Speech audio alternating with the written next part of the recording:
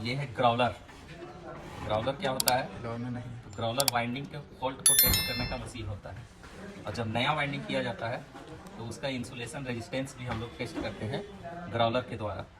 तो ये जो हम लोग देख रहे हैं ये एक्सटर्नल ग्राउलर है। इससे हम लोग आर्मेचर वाइंडिंग, डीसी का जो आर्मेचर होता है उसको टेस्ट करेंगे। जैसे ये डीसी का है आर्मेचर, इसमें जो वाइंडिंग किया गया है इसी आर्मेचर का वाइंडिंग को हम लोग टेस्ट करेंगे कि कोई फॉल्ट वगैरह तो नहीं है, तो इस ग्राउलर से टेस्ट होगा।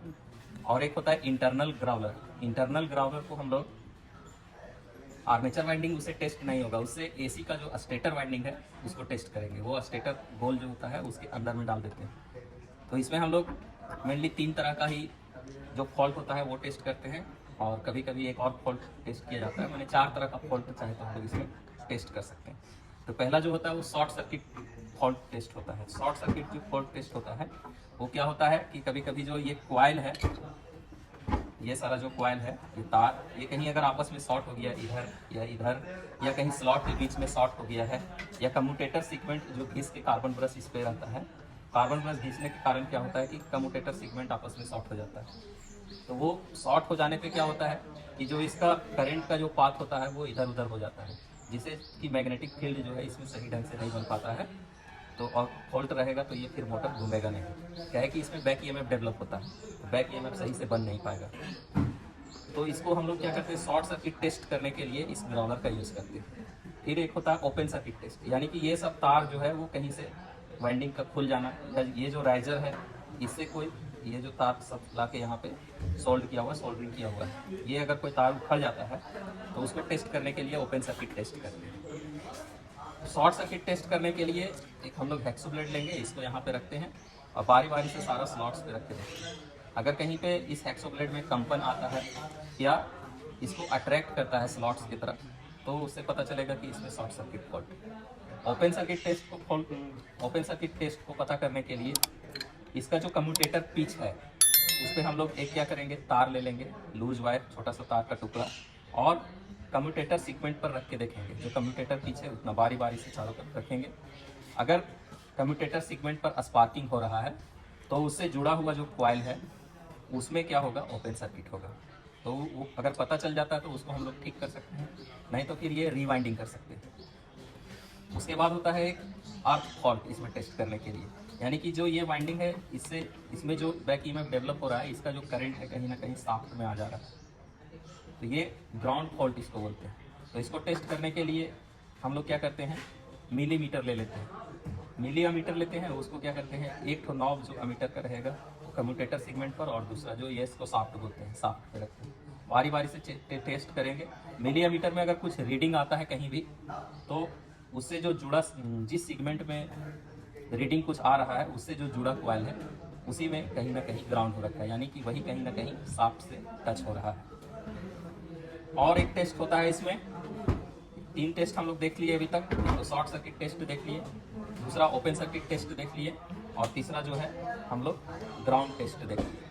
चौथा जो टेस्ट होता है वो अपोजिट पोलैरिटी टेस्ट होता है। अपोजिट पोलैरिटी टेस्ट क्या है कि जो भी कॉइल हम लोग का प्लेस किए हैं, जब नया कम्यूटेटर ये जब नया आर्मेचर बना तो उसका जो भी कॉइल का को हम लोग बैठाए हैं, सारा कॉइल का जो यहाँ पे सोल्डरिंग किया गया है राइजर पे, वो इधर उधर हो जाने से क्या होता है कि मैग्नेटिक फील्ड जिस सीक्वेंस में बनना चाहिए उस सीक्वेंस में नहीं बन पाता है।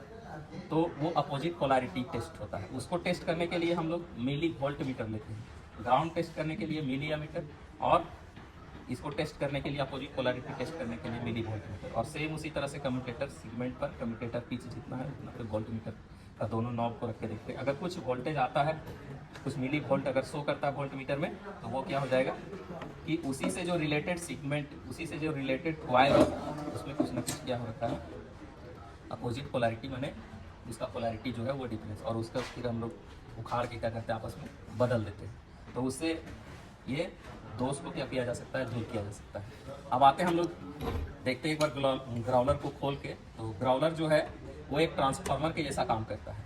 इसमें ये वाला जो है वो ट्रांसफार्मर का कोर के जैसा है, और इसको जब हम लोग खोल के देखते हैं तो इसमें प्राइमरी वाइंडिंग, जैसे ट्रांसफार्मर में प्राइमरी वाइंडिंग और सेकेंडरी वाइंडिंग दोनों होता है, उसी सेम प्रकार से ये वाला जो कोर है इसमें ये प्राइमरी वाइंडिंग किया गया है, और सेकेंडरी वाइंडिंग जो होता है उसकी जगह पे ये जो आर्मेचर है इसको हम लोग यहाँ पे टिका देंगे।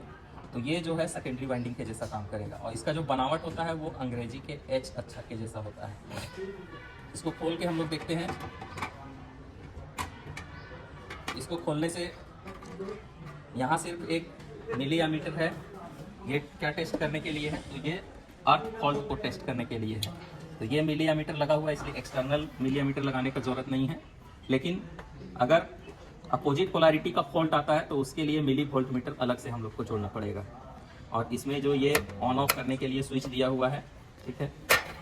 तो आइए इस जो आर्मेचर है इसको हम लोग टेस्ट करते हैं। तो इसके लिए इसके ढक्कन को पहले हम लोग हटा देते हैं और ये आर्मेचर को यहाँ पहले टिकाते हैं। आर्मेचर को यहाँ टिकाने के बाद अभी हम लोग जो टेस्ट करने जा रहे हैं वो शॉर्ट सर्किट टेस्ट का पता करने जा रहे हैं। तो शॉर्ट सर्किट फॉल्ट को टेस्ट करने के लिए इसको पहले हम लोग ऑन करेंगे। तो ये ऑन कर दिए। अब इसको धीरे धीरे से घुमाएंगे और बारी बारी से सभी स्लॉट्स पे इसको रख के देखेंगे। तो इसको बारी बारी से हर एक स्लॉट्स पे रखना है और इसको धीरे धीरे आर्मेचर को घुमाते जाना है। इसको हम लोग धीरे धीरे घुमा रहे हैं और स्लॉट से एकदम हल्का सा ऊपर हेक्सो ब्लेड को रखे हुए हैं। हम लोग लगभग आधा घुमा चुके हैं, लेकिन इसमें अभी तक फॉल्ट का पता नहीं चला है। धीरे धीरे घुमाते जाएंगे और हर एक स्लॉट्स पे इसको रख के देखेंगे। तो अगर कहीं फॉल्ट होगा तो ये हेक्सो ब्लेड में वाइब्रेशन होगा, या तो फिर स्लॉट्स की तरफ अट्रैक्ट कर लेगा आर्मेचर जो है। तो पूरा लगभग हम लोग घुमा दिए एक टर्न, लेकिन वैसा फॉल्ट कहीं नहीं मिल रहा। अगर किसी में फॉल्ट आता है तो ये हेक्सो ब्लेड में वाइब्रेशन होगा, या तो फिर ये अट्रैक्ट कर लेगा। तो आइए शॉर्ट सर्किट फॉल्ट इसमें हम लोग पहले करते हैं, उसके बाद फिर से टेस्ट करते हैं। तो उसके लिए इसको ऑफ कर देते हैं और फॉल्ट बनाने के लिए दो कम्यूटेटर सीक्वेंट को क्या करेंगे, आपस में शॉर्ट कर देंगे। शॉर्ट सर्किट फॉल्ट को टेस्ट करने के लिए सबसे पहले ग्राउलर को ऑन करेंगे। ऑन करने के बाद शॉर्ट सर्किट फॉल्ट इसमें था नहीं एक्चुअल में, तो हम लोग क्या किए, दो कम्यूटेटर सीक्वेंट को आपस में शॉर्ट करने के लिए एक छोटा सा वायर का टुकड़ा जो कम्यूटेटर सीक्वेंट है इसमें डाल दिए। तो ये दो कम्यूटेटर सेगमेंट आपस में शॉर्ट हो गया, यानी कि इसमें शॉर्ट सर्किट फॉल्ट आ गया। तो अभी ग्राउलर से टेस्ट करने के लिए जैसे बताएं कि शॉर्ट सर्किट को टेस्ट करेंगे, तो इसको बारी बारी से स्लॉट्स पे रखेंगे। तो जहाँ पे जिस स्लॉट्स पे वाइब्रेशन होगा, देखिए यहाँ पे वाइब्रेशन हो रहा है, थोड़ा सा नज़दीक में ले जाने पे हेक्सो ब्लेड में वाइब्रेशन हो रहा है और स्लॉट्स की तरफ ये जो हेक्सो ब्लेड है वो खींचा जा रहा है। यहाँ पे वाइब्रेशन हो रहा है, यानी कि इसी से जो रिलेटेड कम्यूटेटर सेगमेंट है या इसमें जो कॉइल है, इसी में कहीं ना कहीं शॉर्ट सर्किट फॉल्ट हुआ है। तो जैसे इसको हम लोग निकाल देंगे वैसे क्या हो जाएगा, ये शॉर्ट सर्किट जो फॉल्ट है वो ख़त्म हो जाएगा। तो अभी देखिए ये जो शॉर्ट सर्किट फॉल्ट था वो ख़त्म हो गया। तो ये शॉर्ट सर्किट फॉल्ट हो गया। अब इसको हम लोग बंद कर देंगे। अब ओपन सर्किट फॉल्ट को टेस्ट करने के लिए एक छोटा सा वायर का टुकड़ा लेंगे और वायर का टुकड़ा लेकर के जो कम्यूटेटर पिच है उस पर इस वायर का टुकड़ा को बार बार रखेंगे।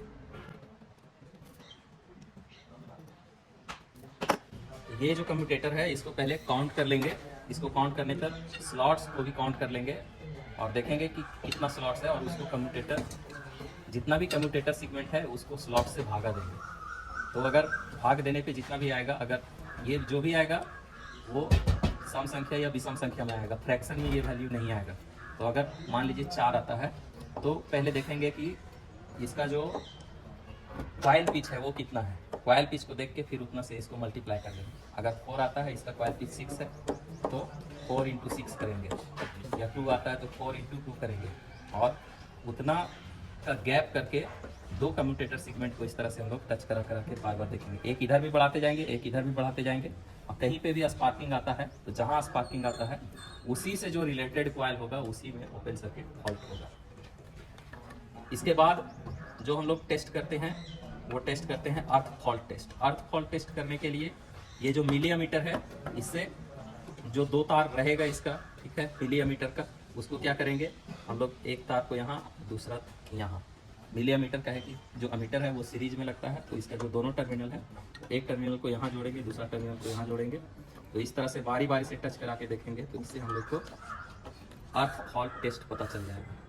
और लास्ट वाला जो टेस्ट है वो अपोजिट पोलैरिटी टेस्ट है। अपोजिट पोलैरिटी टेस्ट जो होता है वो जब ये आर्मेचर मैन्युफैक्चर होता है, नया आर्मेचर, उसी समय वो फॉल्ट हो सकता है, बाद में वो फॉल्ट नहीं आता। नया आर्मेचर जब या रीवाइंडिंग करके ये आर्मेचर मैंने नया रीवाइंडिंग होता है, उस समय भी वो फॉल्ट हो सकता है। क्या है कि ये जब राइजर पे सोल्डरिंग किया जाता है तो हो सकता है इधर उधर सोल्डरिंग हो जाए।